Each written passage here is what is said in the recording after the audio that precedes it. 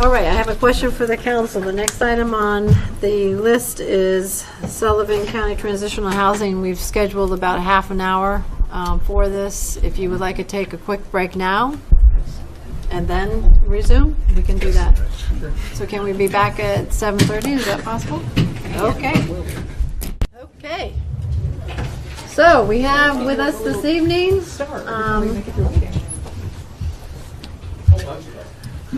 members of the Department of Corrections, as well as Commissioner Barrett. Would you like to start the presentation? My name is Jeff Barrett. I am Chair of the County Commissioners in Sullivan, also a member of Ward 1 in Claremont. Most of you will probably remember from the fall of last year, discussion started. We've had internal discussion for a long time, but discussion started publicly about doing something potentially for sober housing in Claremont, and the JSL was a targeted property for us. After holding some meetings and discussions with residents around the area, we decided to start looking elsewhere because it didn't seem like it was a great fit or the best fit for that neighborhood. So we have identified a new building, and we have acquired site control of the old Eagle Times building at 19 Sullivan Street. We have started coordinating with city officials, having preliminary discussions, as well as hired an architect and started the design process so we can figure out a cost estimate. We have kind of a timeline. We're doing our cost estimate preliminary design that'll be done around July. We're going to put in for CDBG funding at the end of July, and we're hoping that the grant will be approved late in the year. And we've already talked with the delegation, but any real estate transactions require approval from the delegation, so that would happen prior to the end of the year as well. And we'd complete the transaction somewhere around January and begin construction with an anticipated opening later in 2020. So our plan is for 20 males, 10 females, and community corrections officer on staff, as we discussed in the previous plan, and potential partnership with probation and parole to put their offices in there as well.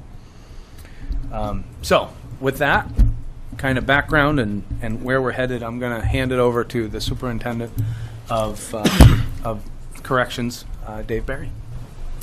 Thank you.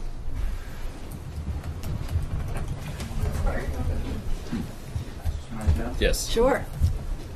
We promise to stay awake.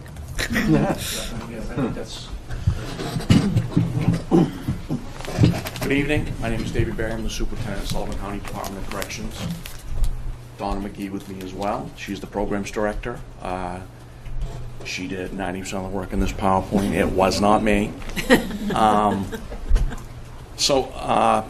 Again, Sullivan County, we've been working on sober housing, potentially bringing something to the community since 2016.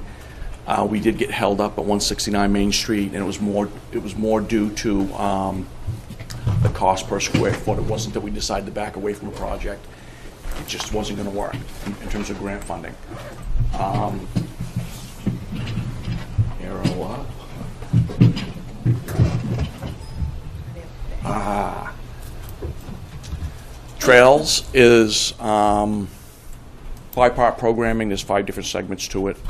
The first part is a 90-day in-house program. It's intensive treatment, trauma-informed care, addresses substance use, addresses mental health, builds vocational skills, pro-social messaging, and case management. Once the folks go through treatment inside the DOC, the 90-day portion, which takes on average about 112 days. At that point, they will transition into work release and followed by eventually electronic monitoring. We like to have them secure employment first because it's, again, another issue, not being able to sustain a living if we let them go without employment. Although we do at times let people go early. We, in the aftercare portion of treatment, which technically runs from the time they release on electronic monitoring, even beyond the 2/3 release of the DOC. So someone incarcerated who's earned their good time will be out in an average of, with no setbacks, 242 to 243 days. At that time, they will fall exclusively under aftercare, supervised by probation and parole, but they will still meet with the clinical team at the DOC. There are support groups associated with this and individual counseling.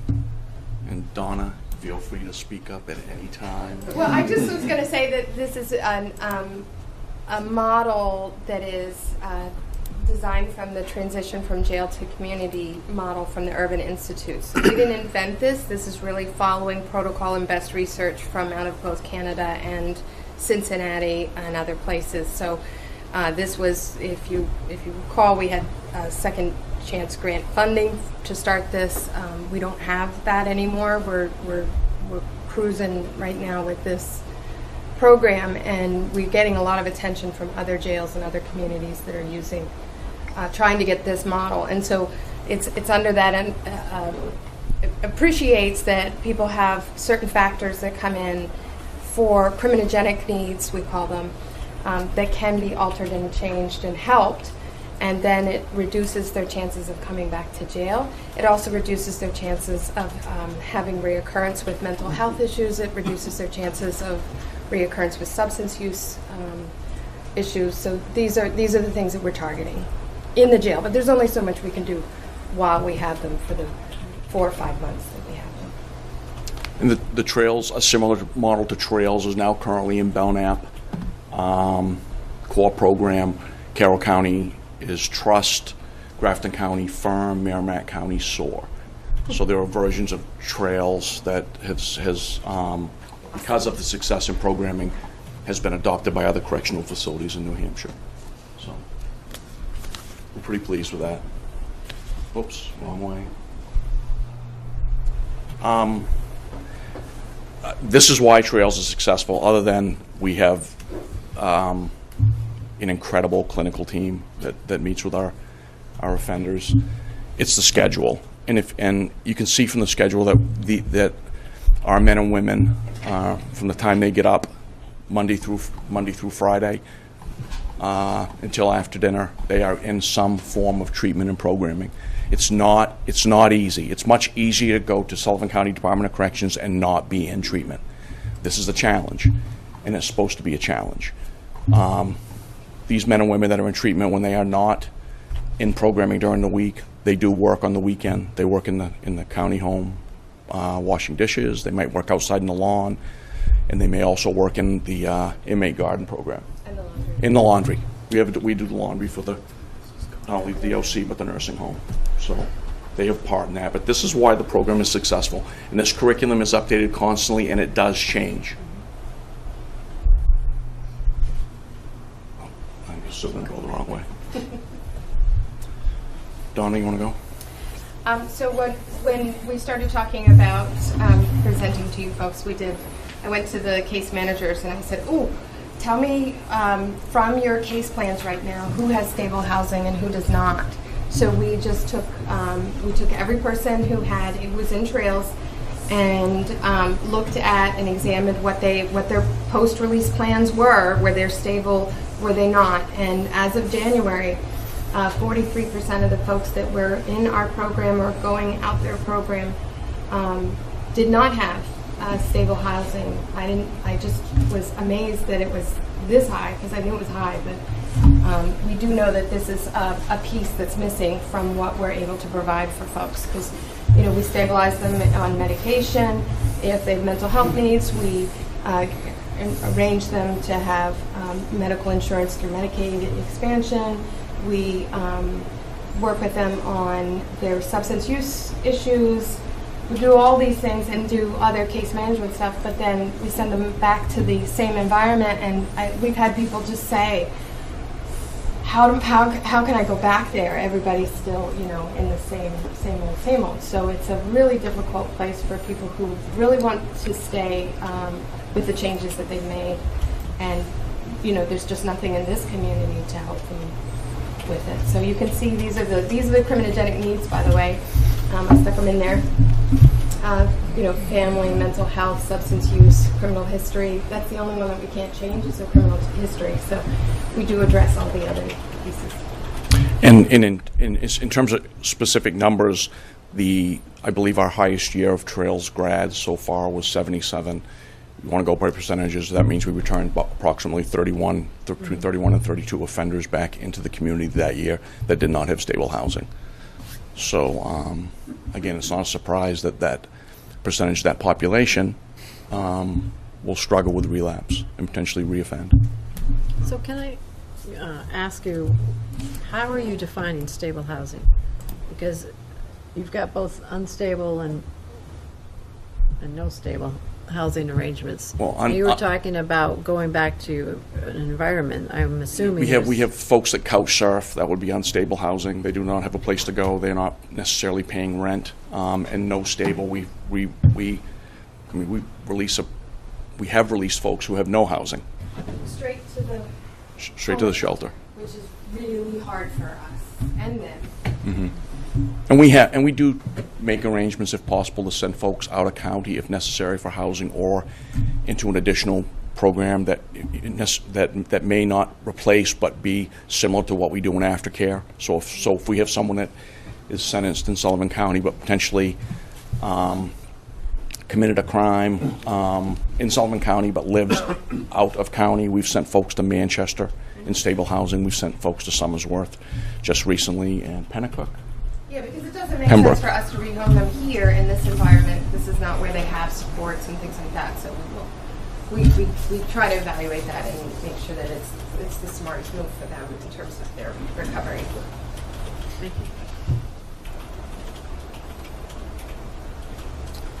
Stable housing is again, in our opinion, is our missing link. Again, sending those folks back with nothing in their hand but a case plan and one meeting a week with a clinical team does not lead to success. And so these are the things that we're actively working on now, and we've brought some folks here if you want to hear from them who've experienced this and can speak to that as well. But again, with stable housing, in a sober housing facility or recovery housing facility, we will have the ability to expand the current aftercare and even, potentially a higher level of treatment for the population that is already released. So.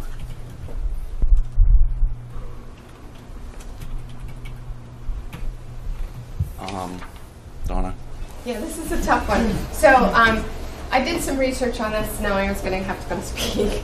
I don't do anything without doing research. I'm kind of geeky that way, right? Yes, they're laughing. Destructive living environments can derail recovery for even highly motivated individuals. That's kind of coming from the standard. I mean, it's obvious. It's kind of the people, but yeah, that makes sense. You don't need to really do research on that. But it's really hard to find numbers about sober housing, partly because it's a population that often is not tracked or followed well, and also what you're comparing with, how you're defining relapse rates, what is a relapse, it's just very, very, very difficult. But we have found that about the national average is about 64% of relapse within the first year. That is SAMHSA details that you can get right off of the NIDA website, the National Institute for Drug Abuse. So the first year is really crucial, and obviously, there's ways to make that number change, but this is definitely one of the things that we're targeting. And then, so I believe you got the information from one particular. A couple different. We've this process has been new to me in terms of recovery housing, so I've reached out to many partners, any partner I can get to have a conversation with me, and Bonfire Recovery, which is Andrew West. He's the president of the New Hampshire Coalition of Recovery Residences. Reports in he has 2 houses currently open in Dover. He's opening his 3rd house in Rochester, and his population that makes it to that 12-month window in recovery relapse rate is 4%. If you talk to Ryan Gagney from RAW, which is Recovery and Wellness, Live Free, Structured Sober Living in Manchester, his rates are around 4%, 6%. The folks that make it to that 12-month window, they just don't relapse. It's successful. And his facility in Manchester, I'm only adding this because of location, his facility in Manchester is directly across the street from a charter school. And he has 0 incidents. He's actually also now currently leasing the space in Keene from Southwestern Community Services. It was their former housing project. So that is Ryan Gagney as well. So he's spreading. Is that it? That's it. Okay. So any questions, first of all, as far as the slides? Councilor Pope? I was looking at your 12-month tracking. Excuse me. Do you do, or do they do some 24 and 36-month tracking as well? The DOC? Yeah. In terms of our trails population, we track them for 3 years. 3 years. Okay. We do, but I don't know about Now, sober housing. the tough thing with sober housing is in New Hampshire, it finally fell effective January 1, 2019 under Health and Human Services. So this is the first year under their level of supervision. So there is no data to report. No one has been tracking this data in New Hampshire. In 2020, they will start tracking data, and that data will be available in 2021. So we're a ways away from getting hard numbers in New Hampshire as far as how sober living is doing. Other questions from the council? Yes, sir? Yes, Councilor Stein. So you're proposing basically a 30-bed facility, Approximately. Now, what's your current population of the Sullivan County Department of Corrections currently? Currently, it's 52. 52, and what's your cap out? 168. 168. Is that attributed to a lot of the bail reform that we've had this year? I think they've been dropping steady. Some of it's been the success of the programming. The treatment program's been running since 2010, so we've had success there, and offenders not returning to custody. I think some of it is bail reform. I think some of it's felonies first. They've all impacted. Do you have other questions? Yeah, actually, so your class of crimes that's going to be proposed for this housing location, that'll include both felonies and misdemeanors? Yes. Okay. Now, does the DOC currently support Suboxone distribution at your facility now? We do not have Suboxone distribution within the facility. That is going to, unfortunately, have to change because of the ACL rulings in Massachusetts, Connecticut. They just won in Maine. They've won in Vermont. So again, we are going to be forced to potentially allow offenders that enter the custody of the DOC with a valid and current Suboxone strip to potentially remain on MAT while they're incarcerated. We're not going to have much of a choice. Are you doing any med trips currently for any of them now? Are we doing it now? Yeah, for med trips. For pregnant females Pregnant females, and we're doing Vivitrol and Revia. and Revia prior to being released, if they're requesting it. And we are not dismissing folks in aftercare if they go out and hook up with a real provider and go on MAT.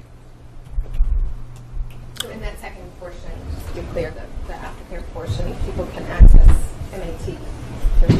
For those that don't know what MAT is. Sorry, medicated assisted treatment. Currently, your population that does receive the out-of-place scripts, how many do you have that are on the program now going out? How many folks do we have? Yeah, out of the 52 that you currently have housed, how many are going out for the Suboxone or methadone? We don't have You don't have any going out currently? We don't have anyone going out. Okay. Again, if an offender completed 90 days of treatment, went on work release and electronic monitoring, and was in aftercare, and was struggling and went and got a valid MAT prescription, we would not remove them from the program or dismiss them. It hasn't started yet. No, we've had people go out and So you do have go people on going MAT. out. Well, they're in aftercare, so they're not falling under our supervision. Okay, I see what you're saying. Meeting with a clinical team, but they've switched to probation and parole. All right. Other questions? I appreciate the presentation. I'm curious as to what are the next steps as far, when we were talking about the JSL as a possibility, you had a public forum. Mm-hmm. Is that going to be part of the process with this?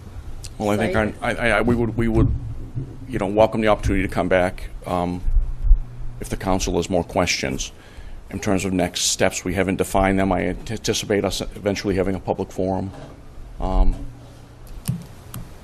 But we haven't decided on next steps. We're working with the architect Nick currently in terms of design and engineering. A lot of times I have questions that we don't have the answers to, so sometimes we need to find the answers first before we come and talk to them, because if they want to say what's it going to look like, how many parking spaces, there are a lot of questions we should find the answers to. We also wanted to determine. Can you come to? Yes. Sorry, Commissioner Barrett. We also wanted to determine feasibility prior to opening everything up to common. We want to make sure the numbers worked, and that we wanted to have some preliminary meetings with city officials to make sure that there was not going to be any real zoning issues or anything like that. And you haven't run across anything.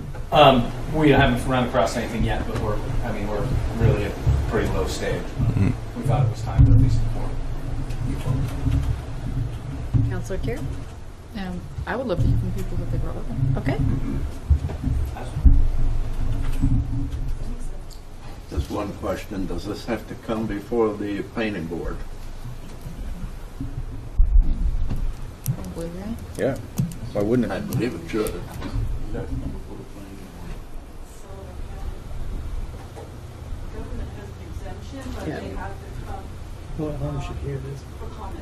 Okay, Director Mero, could you come to the, I'm sorry.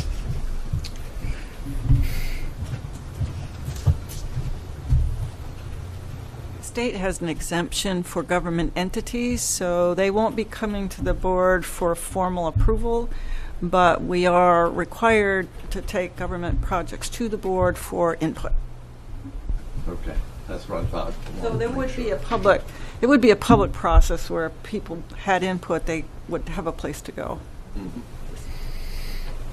Okay. Councilor Kolowski. You touched upon a location in Manchester that was across from a charter school. Yes. I would suggest if we could get more information on that part of it, I can forecast that there'd be some concern as far as in a packet that just went out for the planning board. There's a proposed child care facility just across the street from that will be going to the planning board. So I know you don't have to go before the planning board, but in the public forum, being able to answer any concerns people may have being across the street from if it gets approved.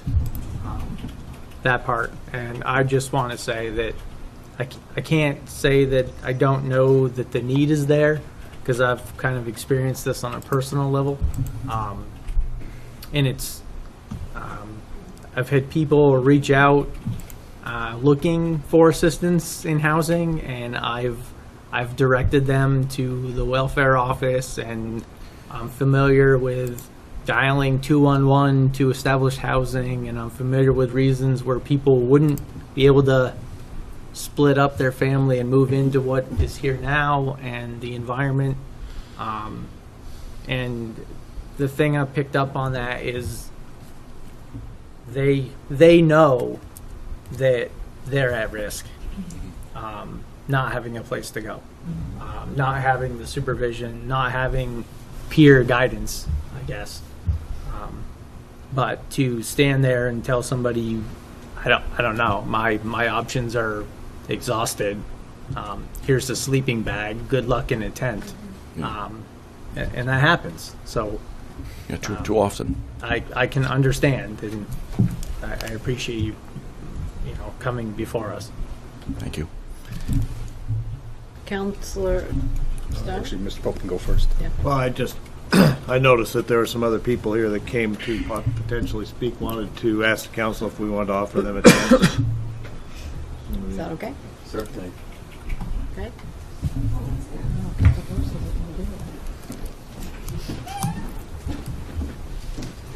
Hello, I'm Whitney Davis. I am a substance use clinician at the Trails program in the aftercare portion. I am also a woman in long-term recovery. My sobriety date's January 11th, 2010, which is actually the day that I left the facility. So, that being said, I am very aware of the need and the reasons behind what this community could use to have this this occur. So I guess for me, what I've seen is, I wasn't through the Trails program. This was before.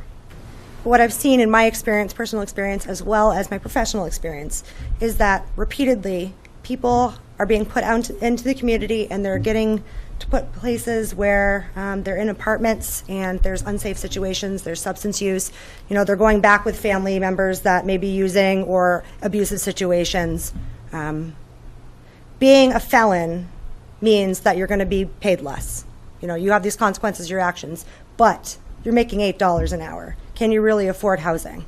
Can you really afford to take care of your children? No, you can't. If you don't have family, there's no way you can do this. No way, especially in this city. And this is a place where I grew up. I was born and raised. This is a place where I went to school. This is the place where I caused trouble. But this is also the place where I've come to rebuild. So for me, this is near and dear.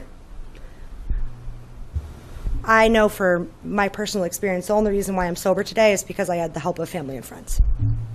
If I didn't come from a home, or didn't have the ability to have somebody help me financially, I wouldn't be alive. I wouldn't be sober. You know, I started from the bottom. I worked at Tremont House of Pizza for 4 years. Maybe you guys saw me. You know, I was also a server for many years. I worked in the cantina. So I really had started from the bottom, and I was making, $8.25 an hour, and I was only making, was that $300 a week? How can you live off that? You can't. But I was lucky enough and blessed enough to have a family who cared about me. And I know every single one of us has known somebody or cares about somebody who's been affected by the opioid crisis or another substance use disorder. Like, this is near and dear to our heart. People are dying. And if we don't have places for them to live, what are we doing? We're pushing them out on the street, in tents. We really are. And we're pushing people from other communities. We're pushing people from our community to other communities because we don't have the resources. People are going to Manchester. People are going to Concord.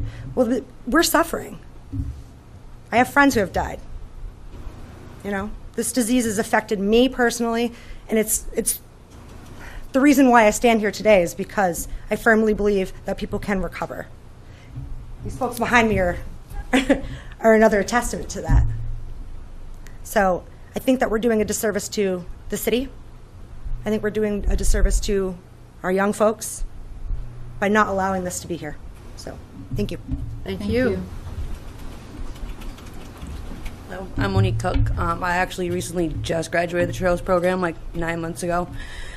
And one of the biggest things was getting out. To be on the bracelet, you have to have a stable place to live, and everything was set up. And then I didn't have a place, so if it wasn't for my husband's grandparents, we would have both been stuck in there with 2 young kids and nowhere to go, no money, no nothing. So I feel like we need something in order to get people that in between, like when they have nobody to be there to support them, no nothing. They end up relapsing, not having anywhere to go, no jobs, no nothing.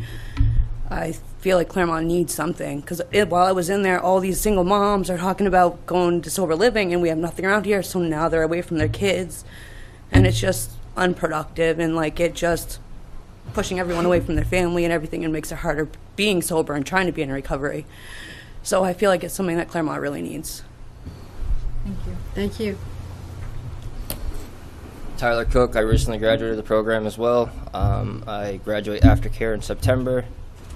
I've done this program twice. The first time, I fell into that destructive living environment.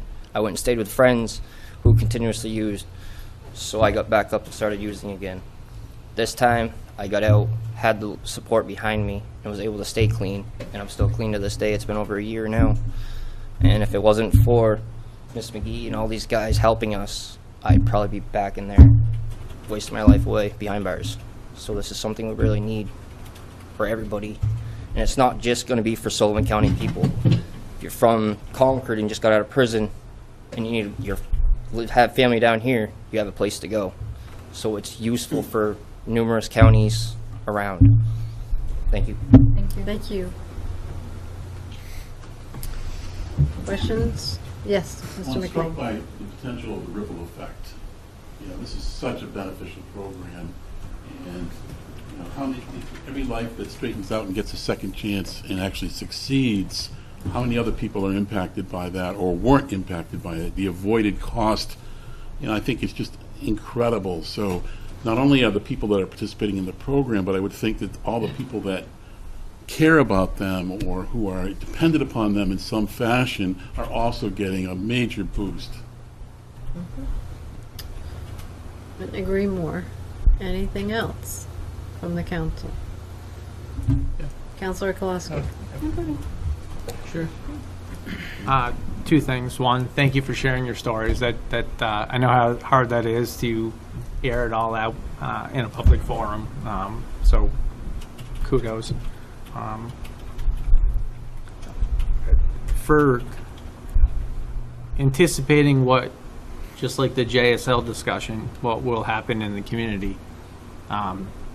I would say for those who think that, not in my backyard, it will still occur in your backyard for the fact of if you don't think that people are actually obtaining sleeping bag and tents from local agencies and then living in your backyard unsupervised, that does happen. I know firsthand. And if I had a choice, it would be living that's supervised, where somebody is getting the assistance and not the alternative. Thank you. Mr. McLean? Yes, I wonder if Director Merrill would speak about this location and why it's much more favorable than the JSL property.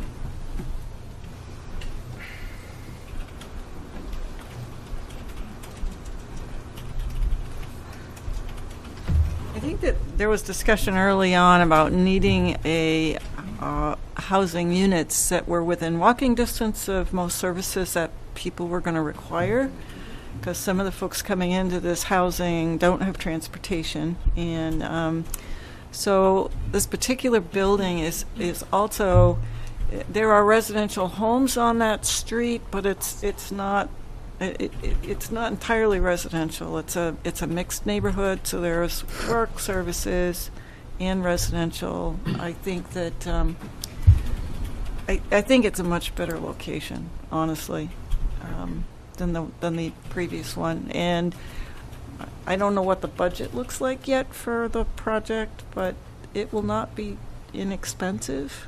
And, so I guess the county and the program are going to have to decide, if it all fits together, and then we'll get the details at that point. Councilor Keir.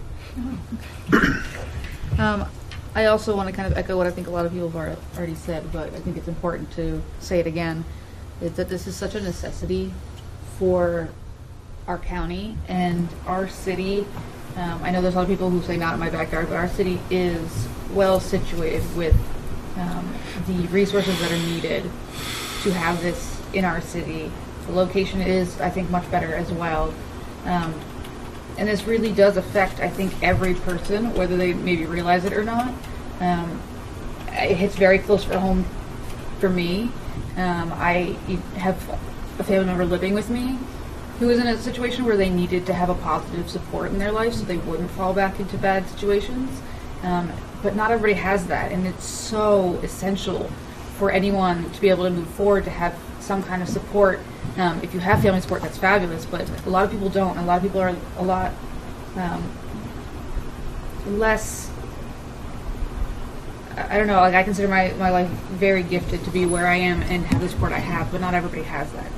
And we have to be here to support our fellow citizens, not just because it's the right thing to do, but because it does have positive impacts on everything in our city, economy, etc. So I think you really have to look at it as a well-rounded reason to consider this being placed in our city. Councilor Pope. I'm trying to remember, but last year there was a recovery center opened in that same area. Mm-hmm. I think it was Peer through recovery. Megan. Yeah, peer recovery. So. Will it be, this one of a few questions, will there be a connection with that group at all? I don't think that group technically exists anymore other than No, you're talking about TLC, the Recovery Center. Yeah, we are partnered with the Recovery Center in Claremont already. They teach the Smart Recovery class at the DOC, and we partnered with them for parenting classes as well. We've also had taken our population down there for one session, so we're introducing our folks prior to being released to a recovery coach if they're requesting it. So we're getting our folks down there, we're getting our folks involved in that program. So that link is vital. That link is vital. Good. Again, if we're talking about staffing the facility overnight with a recovery coach, so there's someone on staff 24/7, more than likely we will get that recovery coach from the center. I notice they're just real close together in that neighborhood now. And TLC has been really collaborative with us. I will say that, you know, the smart recovery that was on the schedule, that's, they're sending one of their peer recovery people to run that. We just had somebody who came for a 7-day setback, and one of the peer support people came in and met with her during that time and got her set up with that. So they're helping. I certainly appreciate what you're doing. Appreciate the stories from you three. Very much appreciated. Trying to think of good ways to put it, but that 4 to 6% relapse rate, that's fantastic. I'll echo what other two counselors have said about the not in your backyard mentality. The unfortunate part, and I had lived in a neighborhood in the past where there was a lot of unstable housing and a lot of unstable housing situations. And the unfortunate, we used the number 64%, did hit a lot of the neighborhood quite hard and created a lot of issues. And that was my backyard. And so I do realize that aspect. And to have a recovery center that can keep those numbers down.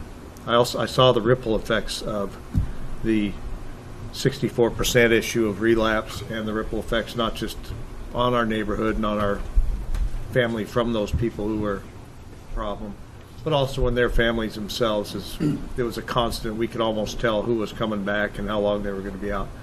And it wasn't a good situation. So I do appreciate that, and I do appreciate the idea that there's a lot of positives that can come out of this. As a teacher, I have seen a lot of these relapses and what it does to the children and the families of relapsing people. And I've also seen, believe it or not, what happens when someone does get into a good situation, a good stable thing, how what can be chaos for a little while in those families actually turns into a very good situation. I've seen parents who have come back after that and met with them. So, I mean, there's a lot of positives. I've seen a lot of this, and I hesitate to speak too much about what I've seen as a teacher because some of it's confidential, but I've seen both sides of that, and I really do appreciate this. So we appreciate your input. And again, we have parents here, and Tyler got his daughters back last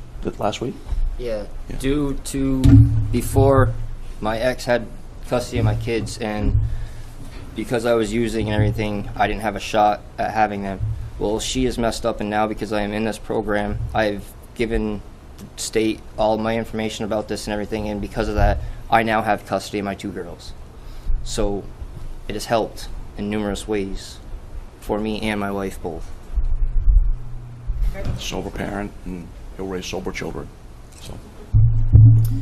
So I'd like to say a few things with regard to this effort. And first of all, thank you for all of your efforts collectively not to let this die on the vine, because I know you've been at this for, 3 years trying to get this off the ground? In the previous council, I think it was 2016, the council supported us Claremont becoming part of a nationwide bipartisan effort to really address mental health, substance misuse at the local level, and advocating for the resources to make that happen. And then, during the master planning process, we incorporated for the first time a chapter on population health, public health, and which meant that we as a community were going to focus on creating the infrastructure and support systems to ensure that every member of this community has the opportunity to contribute in an effective manner to this community. And then I think we, as a city and as a county, have a lot to be proud of, because we have been committed through various initiatives to have a robust continuum of care to ensure as much as possible that these efforts are successful in the long term and sustainable. And we know that because the Trails program has not only been set as a example of excellence, not only in the state, but I believe across the nation. It's been briefed. We just found out last Friday, I believe, that New Hampshire Magazine rated Remix as the best sober nightlife spot in the state.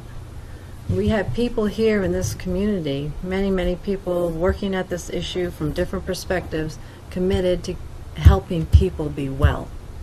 And so if this is a critical component, which I believe it has to be, because all of us, whether we're dealing with mental health issues or substance misuse issues, housing is a basic need. Shelter is a basic need. So that is no less true for this population, and I just commend all of the people who are working to find solutions, because we need the people in this community to be able to be at their best. So those are my final words on this. Does anybody else have anything to say? Yes, Councilor Kowalski, Councilor Stone. One quick question. Have you reached out to any of the business owners on Pleasant Street and discussed this with them? No, we have not yet. Okay, thank you. Councilor Kowalski? Is there any plan to, I know you referenced sending people out to other communities. Would you be accepting people from other communities, like outside, to come into this program? I don't think that would be. I don't think that would be a goal. I mean, I think that we'll have plenty of folks in Sullivan County, I believe, to fill those beds. We will partner with. There are people that are in the TLC, the recovery program, and the treatment program, who don't have a safe place to stay. They're staying at the shelter, and we could take people from the community into vacant beds that we had. Headrest is, firing up an IOP out by the hospital, and they're going to have a population that would potentially be in county for services that we could have the opportunity to provide bed space for those folks as well.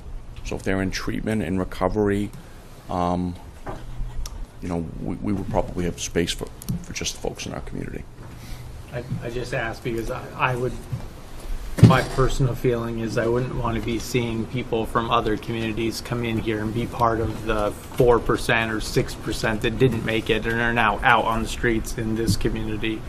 I'd like it to see Sullivan County, those people.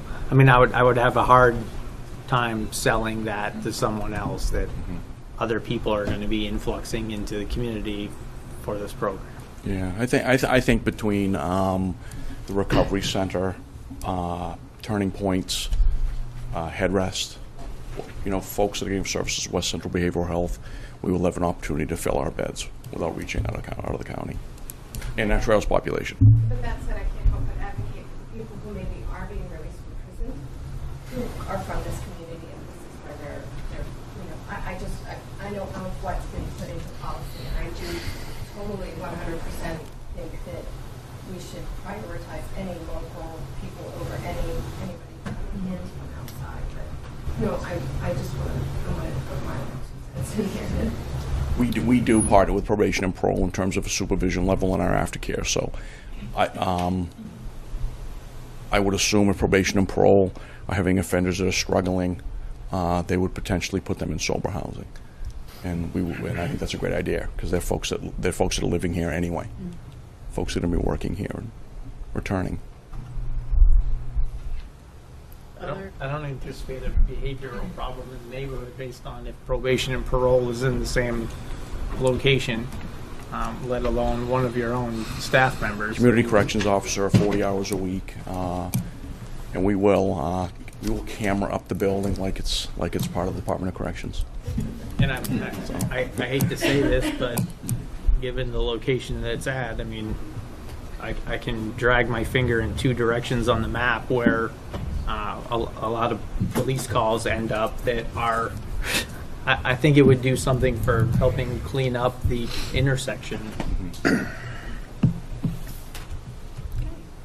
Any other questions, comments? No? Well, thank you. I'd certainly be proactive in getting a forum going with the business people down in there before too much gets said wrong. I mean, you might want to beat the bad publicity with the good publicity immediately. So, thank you. Okay. Thank you all for your time. Thank you for sharing your stories. Thank you very much. Thank you. thank you.